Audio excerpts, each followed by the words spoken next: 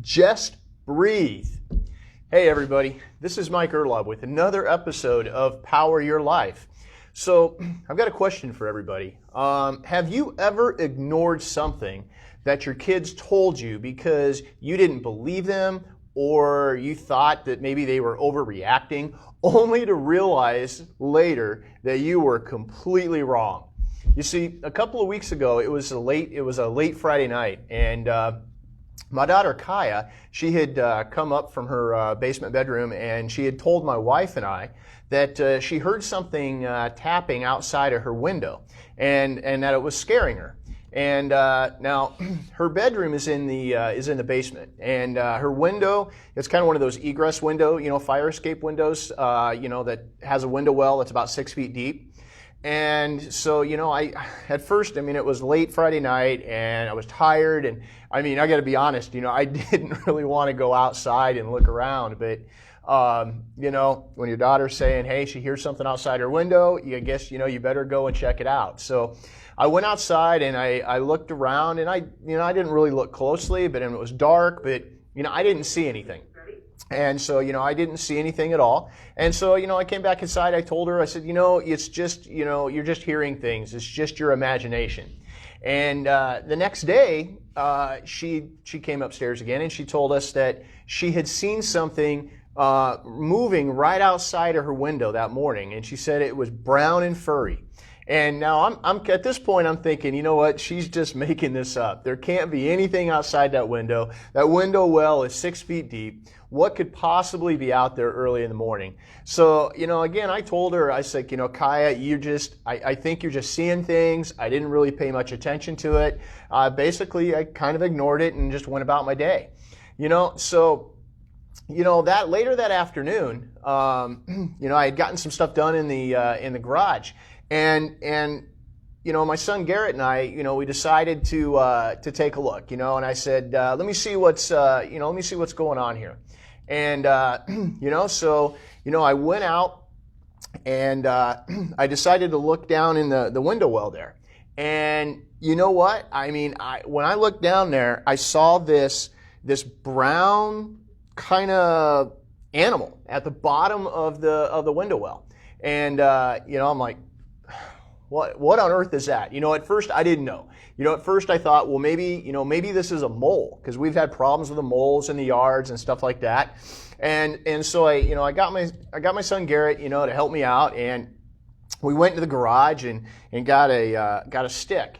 And now I kind of lean over and I kind of poke at it. I'm kind of reaching down in the window well, and I kind of poked it, and then it moved, and I'm like, oh, well, this thing's alive. And then it moved a little more, and I realized, well, it's not a mole because it's got fur on it. And, that's when I realized, that this thing was a rat. It was a field rat.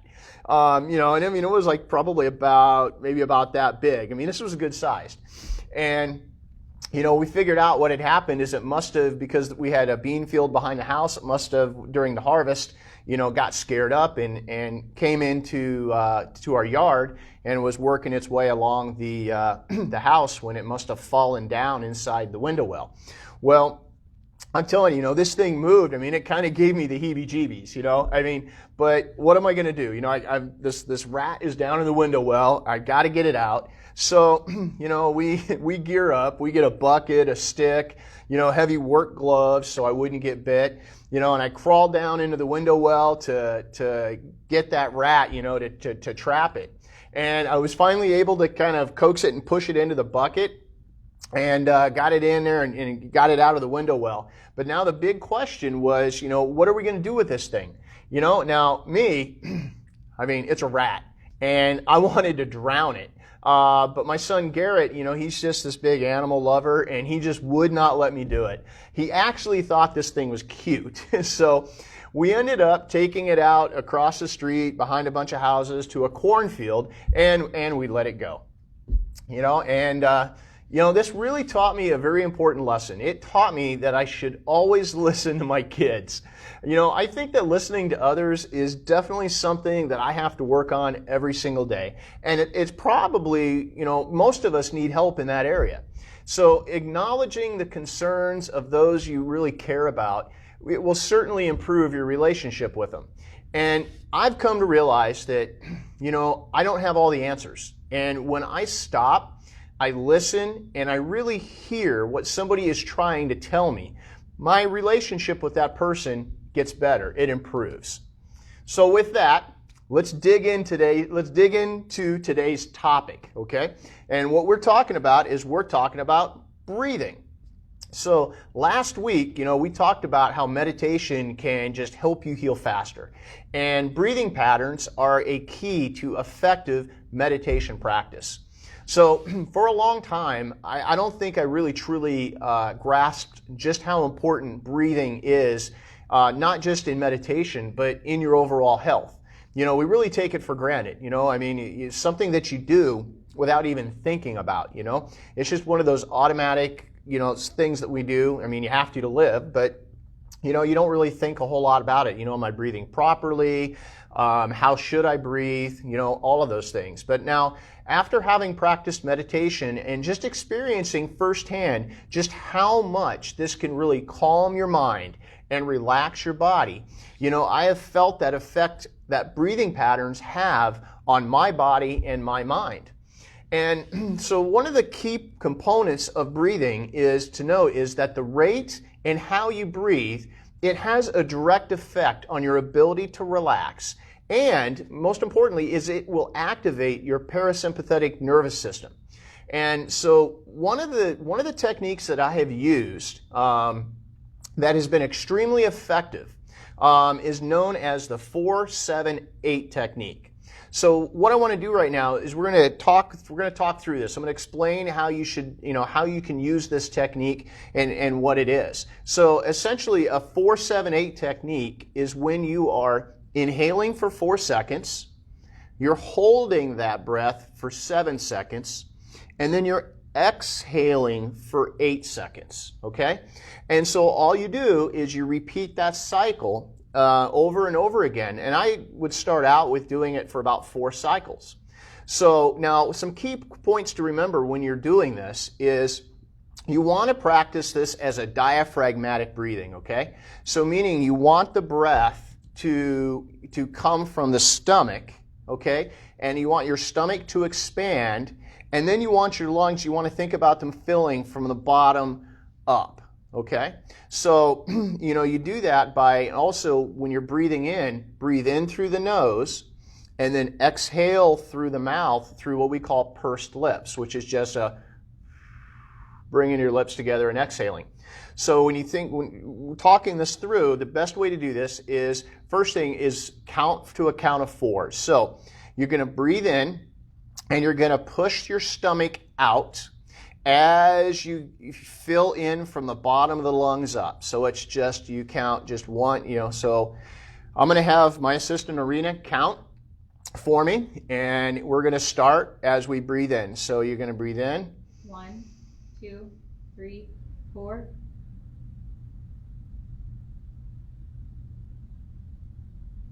Sorry.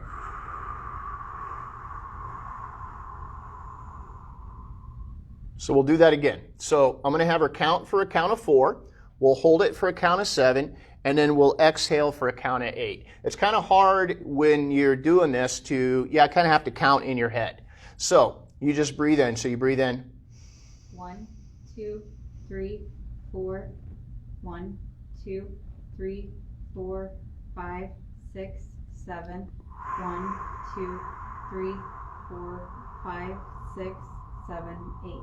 And that's all there is to it. It's the 4-7-8 technique. So again, expand your stomach, okay? So you want this to come from down here and then fill upward, okay? So do this for up to 4 cycles.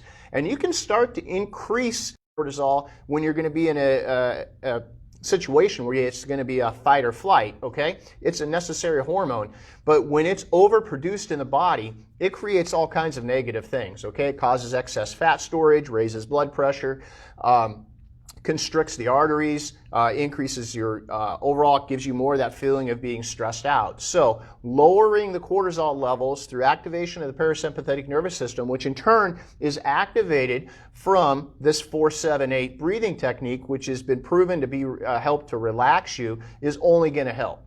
Breathing in deeply, it also slows your heart rate. It increases, as I mentioned, the amount of oxygen that enters the bloodstream, and this communicates to the brain to relax, causing a release of endorphins. And as you know, those endorphins are your natural painkillers.